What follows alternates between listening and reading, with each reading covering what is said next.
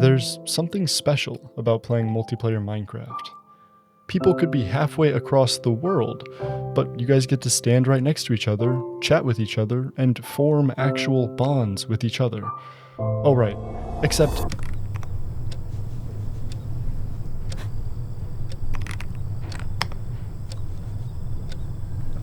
when you rely on multiplayer Minecraft to substitute human interaction, you're not just alone, you feel alone. And if you don't properly address it, you could become addicted to that feeling.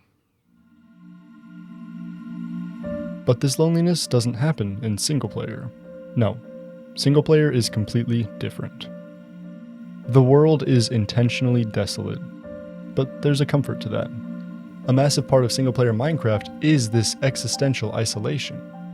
Every source of life is inherently detached from your personhood. Either animals that can be farmed, mobs that try to hunt you, or villagers that offer nothing but transactional attention. The world feels vast and empty, but also ancient. You're constantly reminded of the life that was once here, but these are nothing more than sights for you to behold. All of the historical context needed is right in front of you, and you know it's a distant history. Unlike in SMPs. See, survival multiplayer introduces a new piece to the puzzle. Instead of only finding ancient ruins that signal that human life is long removed, you find this. Life. Not current life, but recent life.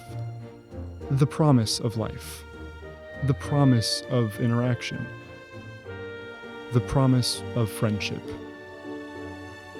This ghost town doesn't just remind us that we're alone, it shows us that we had a chance not to be. That we had a chance to connect. Sometimes we do run into other people in these servers. Sometimes we aren't alone. But all connection has a disconnect. Encounters can be friendly, and at first they feel really good. But that's just your brain releasing a surge of dopamine, causing you to feel rewarded and motivated. But unlike in-person interaction, your brain doesn't release the happiness or trust chemicals, making almost all camaraderie feel hollow. And that's the interactions that are positive.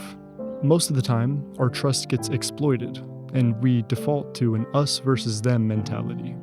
You're surrounded by other players, but emotionally, you're walled off from them. You're surrounded, but alone. And this happens in minigame servers too. But these are different. The highs are higher, and there's less anxiety around how you're perceived because in a few minutes, you'll be in a new game with completely different people. There's no risk of losing a connection if you never made one to begin with. But there are still risks. Toxicity is embedded in PvP culture.